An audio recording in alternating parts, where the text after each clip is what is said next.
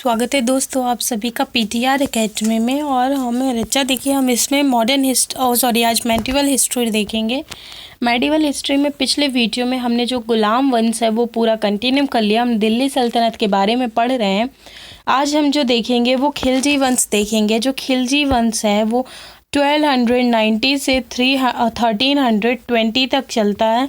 इसे खिलजी क्रांति के नाम से भी जाना जाता है। देखिए, जो पहला राजा होता है वो जलाउद्दीन खिलजी होता है, उसके बाद अलाउद्दीन खिलजी होता है, उसके बाद शहाबुद्दीन उमर होता है, उसके बाद मुबारक शाह होता है, उसके बाद खुसरो शाह होता है। तो ये कुछ राजा होते हैं। चलिए अभी से हम कंटिन्यू कर लेते हैं। साइड में इसलिए लिख दिया है चीज़ें कि ताकि आपको क्या रहें, याद रहें। तो देखिए, खिलजी वंश की अगर स्थापना आप देखते हैं तो इसे क्या है, खिलजी क्रांति के नाम से भी जाना जाता है। जैसे कि मैंने अभी आपको बताया कि जो खिलजी वंश है इसे खिलजी क्रांति के नाम से भी क्या है, जाना जाता है। देखिए, जो इसके जो स्टार्टिंग के राजा होते हैं यानी जो जलाउद्दीन खिलजी और फ़खरुद्दीन जो खिलजी हैं, इन्हें क्या है कि ये जो खिलजी और फ़खरुद्दीन हैं, इन्हें क्या है तुर्कों की 64 जातियों में से क्या है एक बताया जाता है। यानी लोगों में मतभेद है इनकी जाति को लेकर। लोगों के पास क्या विद्वानों के पास, इतिहासकारों के पास एग्जैक्ट मत नहीं है। और इन्हें क्या है, अगर भारत में देखें तो भारत में आने के पूर्व यह जाति जो अफगानिस्तान के हेलमंद नदी के तटीय क्षेत्रों में क्या है रहती थी, या हेलमंद के तटीय क्षेत्रों के नाम से क्या है इसे जाना जाता था। और उसके बाद अगर देखिए, जिसे क्या है खिलजी क्षेत्र के नाम से क्या है जाना जाता था, और बाद में क्या है इसे खिलजी कहा गया।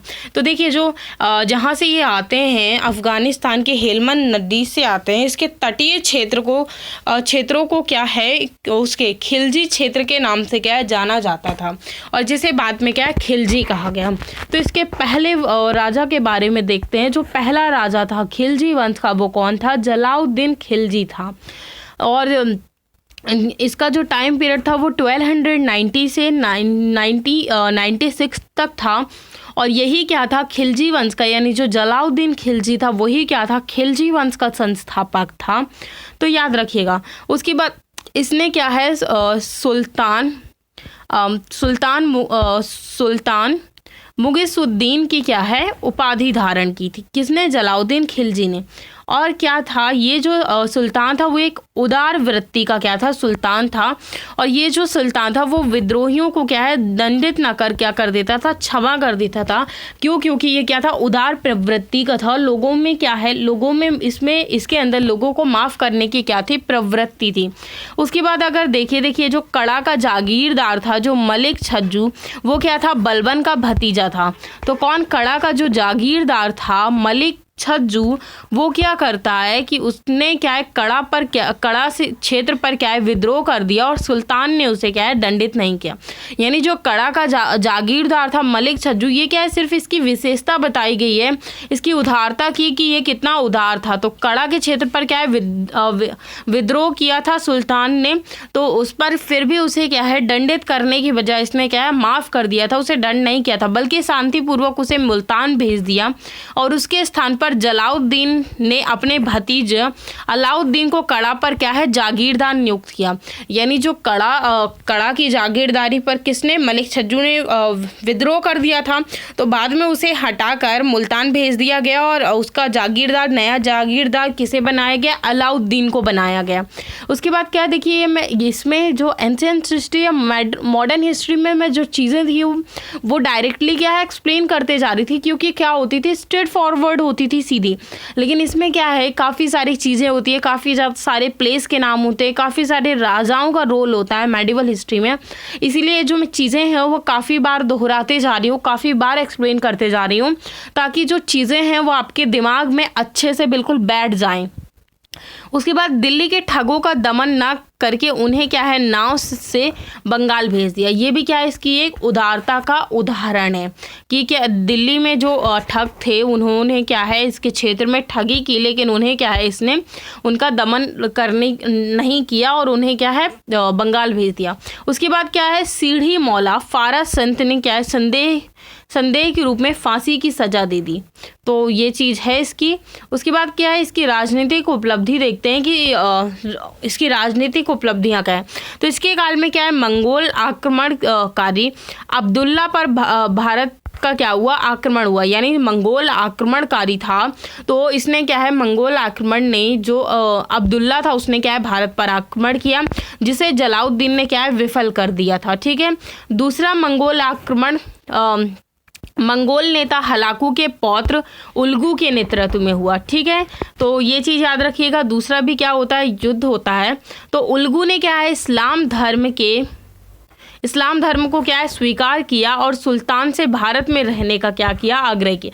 मतलब उल्गू ने जब क्या है, उसके हलाकू के पौत्र उल्गू ने क्या है, इसमें आक्रमण करता है भारत पर, दूसरा मंगोल आक्रमण करता है। तो बाद में जो उल्गू है वो क्या कर लेता है, इस्लाम धर्म को स्वीकार कर लेता है, क्योंकि जो खिलजी वंश था वो क्या था, इस्लाम धर्म पर आधारित था।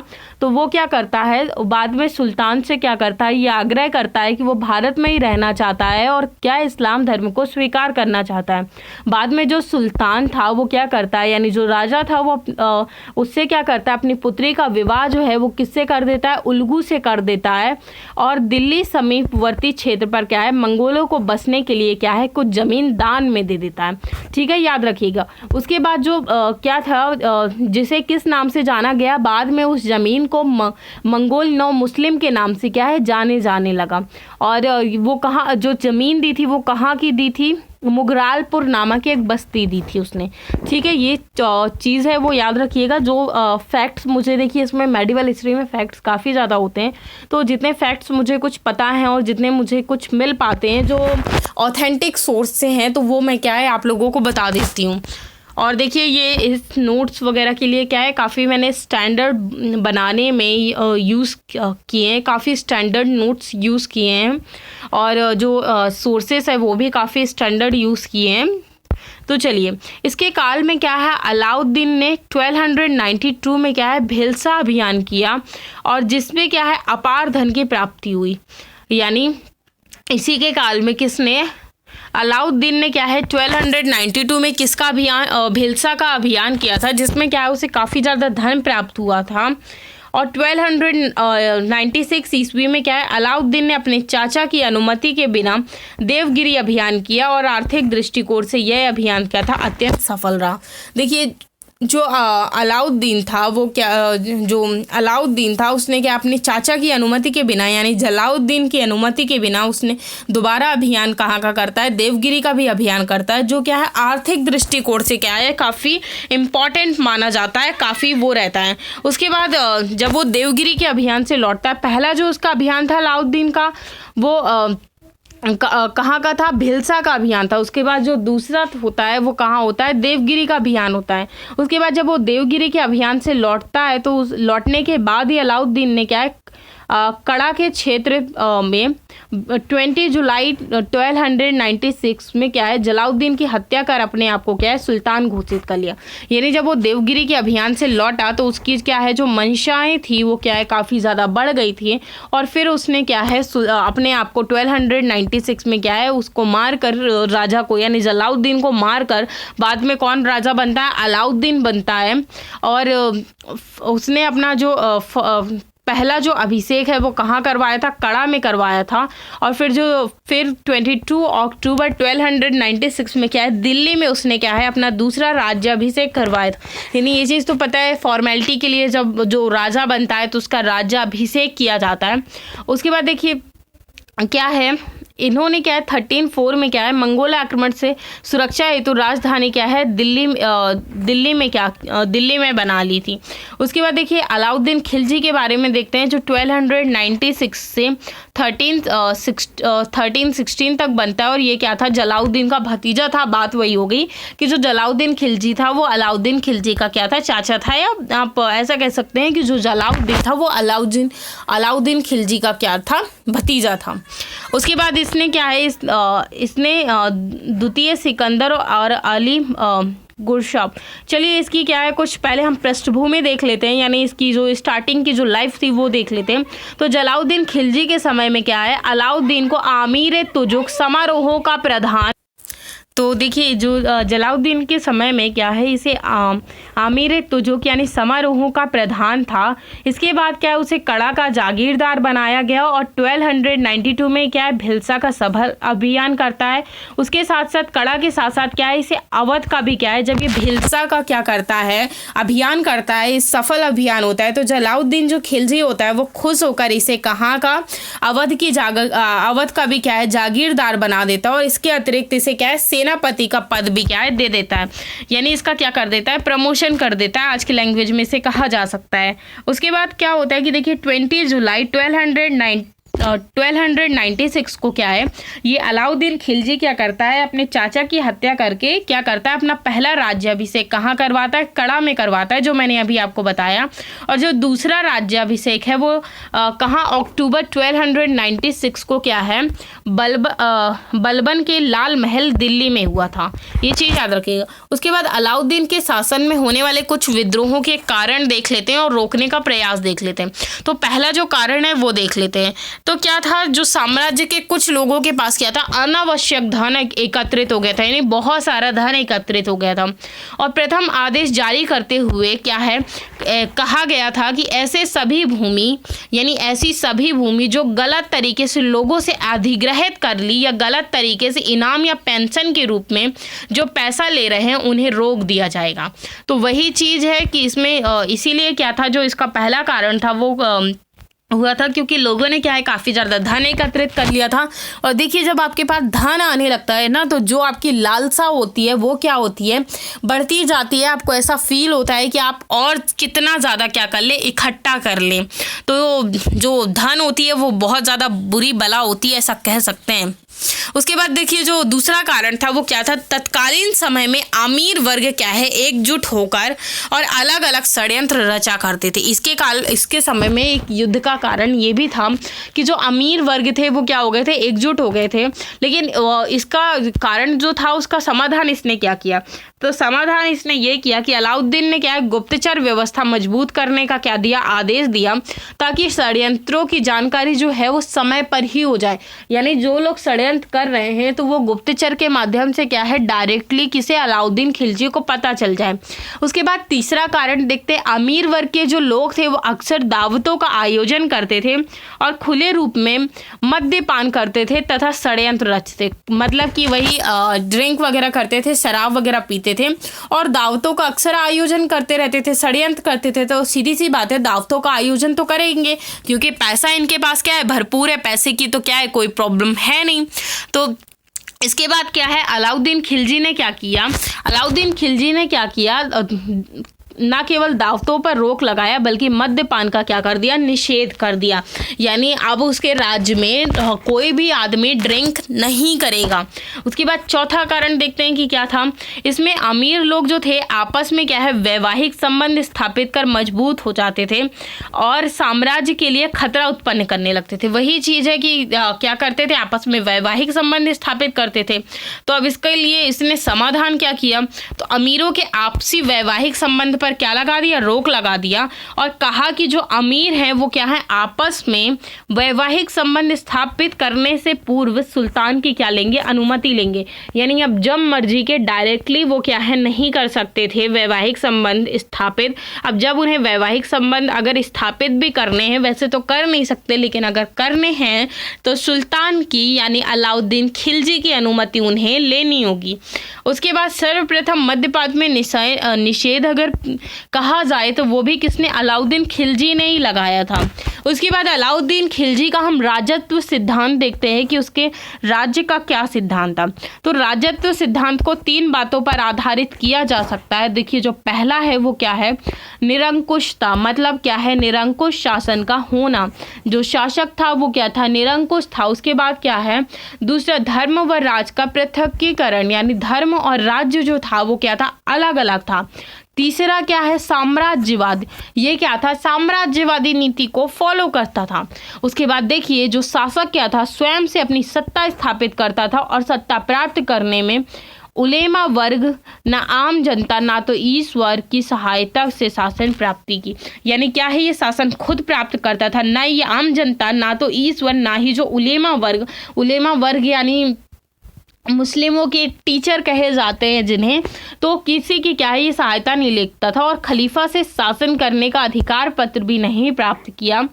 जो किसमें हमें इस बात का पता चलता है, जो सरा है यानी जो इस्लामिक ग्रंथ है उससे क्या है हमें इस बात का पता। और इसका ये कहना था, इसमें ये बात भी लिखी गई है कि ये क्या है साम्राज्य के विस्तार के लिए क्या है तत्पर होना चाहिए, इसका ये भी मानना था। उसके बाद इसकी हम राजनीतिक उपलब्धि देखते हैं। तो राजनीतिक उपलब्धि में पहला हम जो मंगोल नीति देखेंगे, दूसरा जो देखेंगे वो क्षेत्र विस्तार नीति देखेंगे। तो इसमें क्या थी, मंगोल नीति में इसकी दमनात्मक और सुरक्षात्मक दोनों थी, और इसमें क्षेत्र विस्तार नीति में उत्तर भारत का अभियान देखेंगे, फिर दक्षिण भारत के अभियान देखेंगे। देखिए अलाउद्दीन के समय में मंगोल नीति में अगर देखें तो सबसे बार यानी सर्वाधिक 6 बार क्या है मंगोलों ने आक्रमण किया, किंतु क्या अलाउद्दीन ने उन आक्रमणों को क्या कर दिया, विफल कर दिया यानी कमज़ोर कर दिया। उसके बाद इसकी क्या थी, मंगोल नीति क्या थी, इसकी 2 प्रकार की थी। पहली जो थी वो दमनात्मक थी, दूसरी जो थी वो सुरक्षात्मक थी। तो दमन क्या है, ये शक्ति के आधार पर क्या है दमन किया करता था, यानी जितना जो स्ट्रांग होता था। उसके बाद दूसरा है सुरक्षात्मक नीति। इसमें मंगोल आक्रमण से क्या है सुरक्षा के लिए अलाउद्दीन ने क्या है नवीन दुर्गों की स्थापना की, पुराने दुर्गों की क्या की मरम्मत करवाई। यानी सुरक्षात्मक नीति मतलब ऐसा कि जहाँ क्या ये सुरक्षात्मक नीति भी अपनाता था कि इसमें क्या करता था कि जो दुर्ग वगैरह हैं इसके, तो कुछ नए दुर्गों की स्थापना करवाता था और पुराने दुर्गों की क्या करता था मरम्मत करता था। उसके बाद उत्तर भारत का अभियान देखेंगे कि उत्तर भारत के अभियान, तो इसने सर्वप्रथम क्या है 1297 में गुजरात अभियान किया, और उसी समय में गुजरात का जो शासक था वो कौन था, रायकर्ण सेकंड यानी बघेल राजपूत था। उसके बाद क्या है गुजरात में क्या है अभियान में ही कौन मलिक कफूर नामक क्या है एक इसे व्यक्ति मिलता है, यानी मलिक कफूर नामक क्या है इसे एक हिजड़ा मिला, उसे 1000 दिनार में खरीदा था, इसलिए क्या है मलिक कफूर को क्या है 1000 दिनार नाम से भी क्या है जाना जाता है, ये चीज़ याद रखिएगा। उसके बाद क्या है अलाउद्दीन ने क्या किया, रायकर्ण सेकंड की पत्नी कमला देवी से क्या कर लिया, विवाह कर लिया, और ताजुल मुल्क काफूरी उपाधि क्या है जो मलिक काफूर की थी वो क्या है ये धारण करता है। उसके बाद क्या है जो सेकंड इसका अभियान राजस्थान में रणथंभौर पर जो 1299 में करता है ये अभियान। इसमें क्या है चौहान वंशी शासक हमीर देव को क्या कर लेता है, पराजित कर लेता है, और उस पर क्या करता है अपना अधिकार स्थापित कर लेता है। उसके बाद देखिए जो चित्तौड़ ये क्या है, इसमें ये 1303 में करता है। इसकी जो राजधानी थी वो मेवाड़ थी, और चित्तौड़ के शासक कौन थे, रतन सिंह थे। चित्तौड़ विजय के बाद क्या है ये अपने पुत्र खिज्र खां को क्या है चित्तौड़ का शासक नियुक्त करता है, और चित्तौड़ का नाम बदलकर क्या कर देता है, खिजराबाद कर देता है, यानी चित्तौड़ का नाम बदलकर क्या कर देता है, खिजराबाद कर देता है। उसके बाद जो नेक्स्ट अभियान देखेंगे वो मालवा का अभियान देखेंगे। इसमें क्या है वो मालवा के शासक महलक देव को क्या कर देता है, पराजित कर देता है, और वहाँ पर क्या कर लेता है अपना अधिकार जो है स्थापित कर लेता है। उसके बाद जो नेक्स्ट अभियान है उत्तर भारत में वो है जालौर अभियान, जो 1311 में करता है। इसमें क्या है चौहान वंशी यहाँ कौन था, कन्हर देव का क्या है शासन कर रहा था, तो इसे भी क्या कर देता है वो पराजित कर लेता है, और यहाँ अपनी सत्ता यानी यहाँ पर क्या कर लेता है अपना राज्य स्थापित कर लेता है। उसके बाद दक्षिण भारत के अभियान देखेंगे। तो ये दक्षिण भारत के जो अभियान है वो किसके नेतृत्व में करता है, मलिक काफूर के नेतृत्व में करता है। तो पहला जो अभियान है वो देवगिरी का अभियान है, जो 1307 से 8 के बीच में करता है। यहाँ क्या थी, यादव वंश की शासन व्यवस्था थी, यानी किसका शासन था, देवगिरी में यादव वंश का। तो राय रायन की क्या है यहाँ का जो शासक था वो कौन था, रामचंद्र देव था, और ये राय रायन की क्या है यहाँ उपाधि लेता है। इस अभियान से क्या है मलिक काफूर को क्या है अत्यधिक धन की प्राप्ति हुई थी, और मलिक काफूर जो था वो क्या है आक्रमण करता है देवगिरी पर। तो देखिए जो देवगिरी पर क्या है ये जब आक्रमण करता है तो इसे क्या है काफ़ी ज़्यादा धन की प्राप्ति हुई थी। उसके बाद है नेक्स्ट है तेलंगाना में क्या है इसकी जो राजधानी थी वो क्या थी, वारंगल थी, और वहाँ पर क्या किसका वो था, कातकीय वंश का। कात्कीय वंश की क्या थी, शासन व्यवस्था थी। और तेलंगाना में जो शासक था वो कौन था, प्रताप रुद्रदेव फर्स्ट था। तो तेलंगाना का शासक कौन था, प्रताप रुद्रदेव फर्स्ट था। ये यहाँ पर वो कब करते हैं, अभियान के लिए कब वो करते हैं, 1310 में। उसके बाद क्या है, यहीं से देवगिरी अभियान से क्या है, डर कर तेलंगाना का जो शासक था वो क्या है, अपनी जंजीर लगी मूर्ति मलिक काफूर के पास क्या है भेजकर उसकी अधीनता क्या है स्वीकार कर लेता है। मतलब जो तेलंगाना का जो शासक होता है वो क्या होता है, काफ़ी ज़्यादा देवगिरी के अभियान क्या है, जो मलिक काफूर ने देवगिरी का अभियान किया था उससे क्या होता है, मलिक काफूर से डर जाता है और मलिक काफूर के पास क्या है वो क्या करता है, अपनी जंजीर लगी मूर्ति भेजता है। मतलब ये कर लेता है कि वो मलिक काफूर की क्या कर लेता है, अधीनता स्वीकार कर लेता है। और अभियान से भी क्या है, अलाउद्दीन को क्या है, यहाँ से भी क्या है, अत्यधिक बहुत ज़्यादा धन की प्राप्ति हुई थी। तो देखिए मलिक काफूर को धन की प्राप्ति हो तो भी तो जाएगा, तो वो देखिए राजा के पास ही। उसके बाद जो तेलंगाना शासक थे उसने क्या है, मलिक काफूर को क्या है, कोहिनूर का हीरा दिया था। तो तेलंगाना के शासक ने क्या है, मलिक काफूर को किसका, कोहिनूर का हीरा दिया था। उसके बाद मैसूर देखते हैं, जो मैसूर है उसकी जो राजधानी, मैसूर में ये लोग आक्रमण कब करते हैं, 1311 में करते हैं। इसकी जो राजधानी थी वो क्या थी, द्वारा समुद्र थी। तो क्या है, होयसाल वंश की क्या है, शासन व्यवस्था थी यहाँ पर। सुल्तान की होयसल वंश की क्या थी, यहाँ पे मैसूर में शासन व्यवस्था थी। और सुल्तान ने क्या है, वल्लाल को क्या है, मैसूर शासक वीर वल्लाल थर्ड क्या है, छत मुकुट और क्या जिल अंत मैसूर से भी क्या है, इसे अत्यधिक लाभ दिया, क्या है, उपहार में दिया था। ये चीज़ें क्या है, इसे उपहार में दी थी। और मैसूर से भी क्या है, इसे काफ़ी ज़्यादा लाभ हुआ था। उसके बाद है नेक्स्ट पांड 1311 में। इसमें क्या है, दो भाइयों के मध्य क्या है, संघर्ष चल रहा था। यहाँ पर जो दो भाई से थे, सुंदर पांड और वीर पांड, इन दोनों के बीच में क्या हो रहा था, संघर्ष चल रहा था। जिसको देखकर क्या करता है, ये फ़ायदा उठाता है और फिर यहाँ पर क्या करता है, आक्रमण करता है। तो जो पांड की राजधानी थी वो क्या थी, मदुरा थी। तो सुंदर पांड भागकर क्या होता है, मलिक काफूर के पास चला गया और उससे क्या है, सहायता मांगी। ठीक है, इन दोनों के बीच युद्ध हो रहा था। तो जब सुंदर पांड जो होता है वो पराजित होता है तो वो किसके पास, मलिक काफूर के पास सहायता मांगने जाता है। क्योंकि अब तक जो अलाउद्दीन खिलजी के नेतृत्व में मलिक काफूर जो था वो क्या हो गया था, काफ़ी स्ट्रांग हो गया था। और मलिक काफूर को राज्य के क्या है, आंतरिक भागों में हस्तक्षेप का क्या मिल जाता है, अवसर मिल जाता है। क्योंकि सुंदर पांडे डायरेक्टली सहायता मांगने जाता है। तो सुंदर पांडे को साथ लेकर पीछा किया, किंतु वीर पांडे हाथ नहीं लगा। मतलब क्या था, ये सुंदर पांडे को साथ में लेकर उसका पीछा तो करते हैं वीर पांडे का, लेकिन क्या है, इनको वीर पांडे जो था वो मिलता नहीं था। और यदि भी अगर आर्थिक दृष्टिकोण से देखा जाए तो पांड्य अभियान जो था वो सबसे क्या था, महत्वपूर्ण रहा। किंतु क्या है, जो पांड्य पर क्या है, अलाउद्दीन खिलजी का क्या है, नियंत्रण नहीं स्थापित हो सका, ये भी था। उसके बाद क्या है, इसकी हम प्रशासनिक उपलब्धियां देखते हैं। तो प्रशासनिक उपलब्धियों में क्या है, अलाउद्दीन खिलजी ने क्या है, दिल्ली सल्तनत के क्या है, परंपरागत प्रशासनिक विभाग को क्या है, बनाए रखा। और प्रशासनिक क्षेत्र में सबसे महत्वपूर्ण सुधार इसका जो था वो क्या था, सैन्य व्यवस्था था। क्या था, सैन्य व्यवस्था था। इसने क्या है, केंद्रीय सेना की नियुक्ति की और केंद्रीय कोष से नगद वेतन देना क्या है, इसने प्रारंभ कर दिया। ये चीज़ याद रखिएगा। उसके बाद इसने दूसरा जो दाग प्रथा और दुलिया प्रथा को भी क्या किया, प्रारंभ किया। उसके बाद इसकी कुछ हम आर्थिक उपलब्धियां देख लेते हैं। तो आर्थिक उपलब्धियों में क्या है, इसने दो नीतियों का पालन किया। पहली जो थी वो बाजार नियंत्रण थी, दूसरी जो थी वो क्या थी, राजस्व नीति थी। तो बाजार नियंत्रण, आर्थिक उपलब्धियों में इसकी बाजार नियंत्रण की नीति को देखते हैं। तो अलाउद्दीन जो था वो क्या था, कम संसाधन पर एक विशाल सेना का क्या किया, इसने गठन करना चाह रहा था। इसलिए क्या है, इस नीति को उसने लागू किया। यानी बाजार नियंत्रण की जो नीति थी वो क्या करना चाहता था, उसके पास अलाउद्दीन खिलजी के पास इतने ज़्यादा संसाधन नहीं थे, पर फिर भी वो क्या है, एक बड़ी सेना का क्या करना चाहता था, गठन करना चाहता था। इसलिए क्या है, वो बाजार नियंत्रण की नीति को लेकर आता है।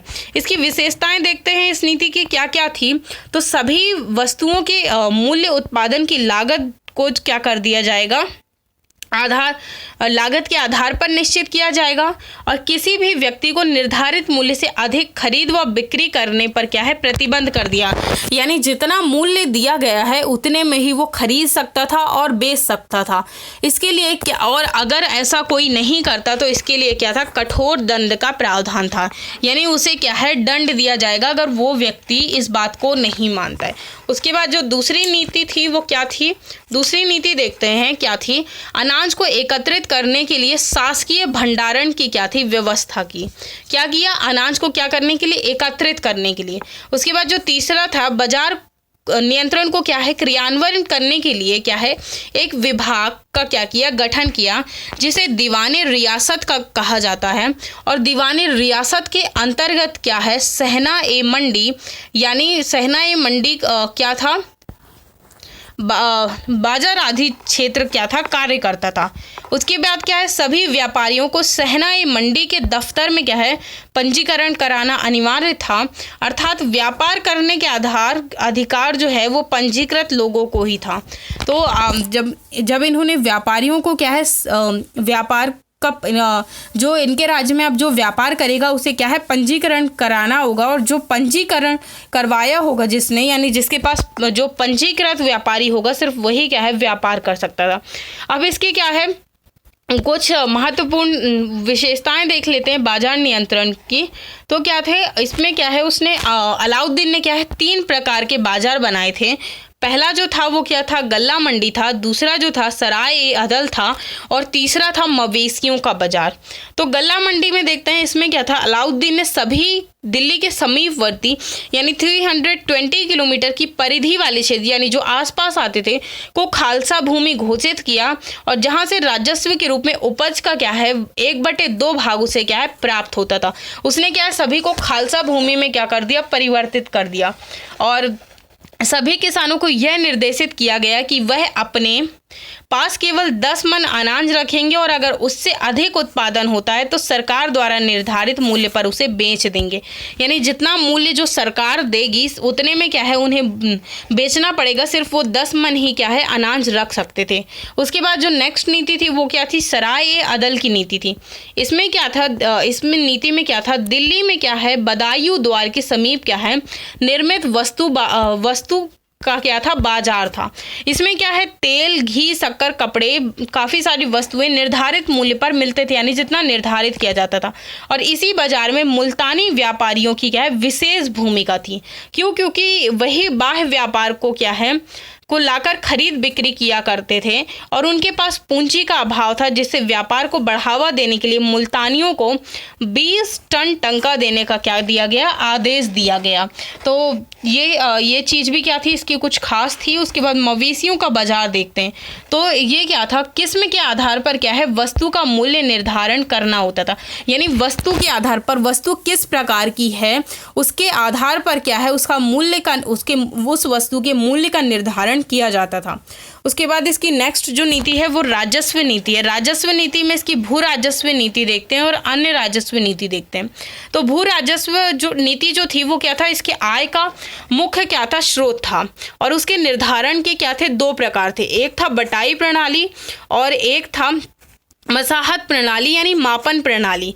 तो और उसके बाद जो अन्य राजस्व थी उसमें क्या थी, 2 नवीन कर लिए गए। पहला जो था वो गढ़ी कर, मतलब गृह कर, घर कर, और दूसरा था चरी कर, यानी दुधारू पशुओं पर लिए जाने वाला कर।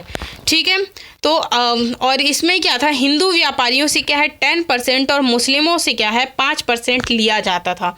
ये जो कर था वो किससे, मुस्लिमों, हिंदू व्यापारियों से 10% और मुस्लिम व्यापारियों से 5%। और सहना ए मंडी क्या थी, बाजारी थी। दीवानी रियासत जो थी वो बाजार नियंत्रण था। उसके बाद सराता अदल जो था वो न्याय दीवानी था और खरीदे मंडी जो था वो बाजार का निरीक्षक था। तो इसने क्या है आय के मुख्य स्रोत थे। इसके जो निर्धारण के मुख्य जो प्रकार थे वो बटाई प्रणाली था और मसाहत प्रणाली था। तो इससे बटाई से अधिक क्या है, मसाहत का प्रचलन था। क्यों, अर्थात अलाउद्दीन ने सर्वप्रथम भूमि की पैमाइश करवाई और एक बिस्वा को क्या माना था, आधार माना था। और उसी के आधार पर इसने क्या है जो लगान है वो क्या किया, लागू किया, लगाना चालू किया। लेकिन देखिए, जबकि उस समय क्या है, भू राजस्व की दर जो थी वो क्या थी, 1/2 थी। और इसके लिए एक विभाग बनाया गया जिसे क्या है, दीवाने मुस्तक राज के नाम से क्या है जाना जाता था। उसके बाद इसकी कुछ सांस्कृतिक उपलब्धियां देख लेते हैं। तो दिल्ली में क्या है, अलाई दरवाज़ा बनाया गया था, जो विशुद्ध वैज्ञानिक पद्धति का इसमें क्या है प्रयोग किया गया था। और इसमें क्या थे, 7 दरवाजे थे। और ये जो दरवाज़ा था वो क्या था, वृत्ताकार था। उसके बाद दिल्ली में इसने किसका, सीरी नगर का क्या किया, निर्माण करवाया। इसमें क्या था, दुर्ग का निर्माण था। और सीरी किला, दिल्ली जमायत एक खाना मस्जिद का क्या किया, निर्माण करवाया। उसके बाद उसके दरबार में आमिर खुसरो व हसन दहलवी भी थे। और इसने क्या है, सितार का आविष्कार व वीणा का क्या किया, संशोधन किया। उसके बाद जो नेक्स्ट शासक है, जो राजा है, वो है मुबारक खिलजी, जो राज्य करता है 1316 से 1320 तक। तो इसकी हम कुछ पृष्ठभूमि देख लेते हैं, यानी स्टार्टिंग की लाइफ। अलाउद्दीन की मृत्यु के बाद उसके क्या है, 60 वर्षीय पुत्र सिहाबुद्दीन उमर को क्या है, दिल्ली सल्तनत का क्या है, सुल्तान घोषित करवा दिया गया। क्या था, मतलब अलाउद्दीन का जो बेटा था वो ही ऑलरेडी कितने साल का, 60 साल का हो गया था, सिहाबुद्दीन उमर। तो लेकिन किंतु कुछ ही समय बाद अलाउद्दीन का जीवित पुत्र जो क्या है, ग्वालियर जेल पर बंद था। यानी अलाउद्दीन के एक जो पुत्र था वो कहाँ था, जेल में बंद था, ग्वालियर में। उसने क्या है सत्ता पर अपना क्या है, अधिकार स्थापित कर लिया। और देवगिरी को क्या है, दिल्ली सल्तनत में क्या कर लिया, शामिल कर लिया। और देवगिरी का नाम क्या है, परिवर्तित कर क्या कर दिया, कुतुबाबाद कर दिया। उसके बाद इसके स्टार्टिंग के कुछ कार्य देखते हैं। तो अलाउद्दीन के बाजार नियंत्रण को क्या है, इसने समाप्त कर दिया। और जिनकी जागीरें क्या है, जब्त की गई थी, उन्हें क्या है, वापस कर दिया। और धार्मिक संस्थानों को क्या है, इसने दान देना स्टार्ट कर दिया। और पुनः पेंशन की शुरुआत कर दी इसने। जो अलाउद्दीन खिलजी था वो धार्मिक संस्थानों को नहीं देता था, तो वो कर दिया। और मद्यपान से भी क्या है, प्रतिबंध हटा दिया। तो ये इसके क्या थे, कुछ कार्य थे। और मुल्तानी व्यापारियों को क्या है, व्यापार में छूट दे दी। और मद्यपान में प्रतिबंध हटा दिया। और इसके क्या थे, ये जो जितनी भी जो नीतियां थी अलाउद्दीन खिलजी की, वो क्या है, उसके बाद जो शासक था वो क्या है, सारी गड़बड़ी फैला रहा था। और क्या है, समाप्त कर दिया। तो जैसे ही इसने समाप्त किया तो संपूर्ण राज्य में क्या फैल गई, गड़बड़ी फैल गई पूरे तरीके से। अब इसकी हम कुछ राजनीतिक उपलब्धियां देख लेते हैं। तो इसके काल में गुजरात व देवगिरी में क्या हुआ था, विद्रोह हुआ था, जिसका दमन इसने क्या है था। उसके बाद जो नेक्स्ट है वो क्या है, मुबारक खिलजी जो था वो नीच जाति के हिंदू हसन के प्रभाव में आ गया। और जिसने क्या है, खुसरो जहाँ की उपाधि देकर प्रधानमंत्री बना लिया। जो नीची जाति का था मुबारक, तो वो मुबारक खिलजी जो नीति जाति के हिंदू, यानी कौन सी जाति का था, बदायूं जाति का था। तो उसे क्या है, किसकी उपाधि देकर, हसन के प्रभाव में आए तो उसने खुसरो जहाँ की उपाधि देकर क्या बना लिया, प्रधानमंत्री बना लिया। और धीरे धीरे खुसरो जहाँ की क्या है, महत्वाकांक्षा बढ़ी। और मुबारक खिलजी की क्या है, हत्या करके दिल्ली सल्तनत पर क्या कर लिया, अपना अधिकार स्थापित कर लिया इसने। उसके बाद इसकी कुछ सांस्कृतिक उपलब्धियां देख लेते हैं कि क्या था। ये कट्टर सुन्नी धर्मावलंबी था, यानी सुन्नी धर्म को मानता था। और उसने खलीफतुल्ला की उपाधि धारण की थी, अर्थात वह अपने आप को क्या है, पैगंबर का समकक्ष मानता था, यानी पैगंबर के समान मानता था अपने आप को।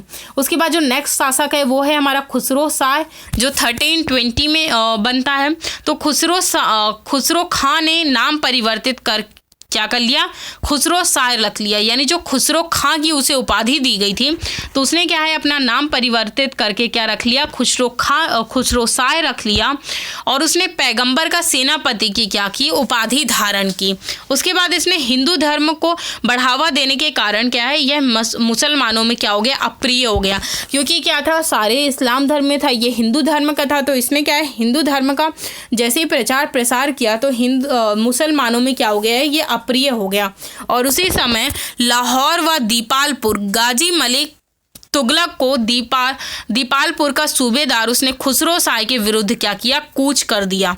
ठीक है, ये चीज़ याद रखिएगा। उसके बाद क्या होता है, 5 सितंबर ईस्वी को क्या है, गाजी मलिक तुगलक व खुसरो के मध्य क्या होता है, युद्ध होता है। किसके किसके बीच, गाजी मलिक तुगलक व खुसरो के बीच में, जिसमें क्या होता है, खुसरो शाह जो होता है वो क्या हो जाता है, पराजित हो जाता है। तो उसके बाद क्या होता है, 8 सितंबर 1320 को क्या है, गयासुद्दीन तुगलक क्या कर देता है, यानी गाजी मलिक जो गयासुद्दीन तुगलक था वो क्या है, दिल्ली सल्तनत के सिंहासन पर बैठा और नए वंश की स्थापना की, जिसे तुगलक वंश के नाम से क्या है, जाना जाता है। उसके बाद क्या है, गाजी मलिक ने 29 बार मंगोलों के खिलाफ आक्रमण किए थे और विजय प्राप्त की थी। उसके बाद गाजी मलिक ने उत्तर पश्चिमी सीमा पर भी क्या है, मजबूती प्राप्त की थी तथा सिकंदर सानी का क्या है, वो खिताब प्राप्त किया था। और उसके बाद आमिर आकुल जो जैना खां ने दी थी, यानी गाजी मलिक का जो पुत्र था। तो ये इसकी क्या थी, कुछ उपाधियां थी। अब नेक्स्ट वीडियो में मिलेंगे आपके से नेक्स्ट वंश के साथ दिल्ली सल्तनत में। तो आज के लिए इसे यहीं समाप्त करते हैं। आज जो हमारा ये जो वो था खिलजी वंश था, वो हमने क्या है पूरा कंप्लीट कर लिया।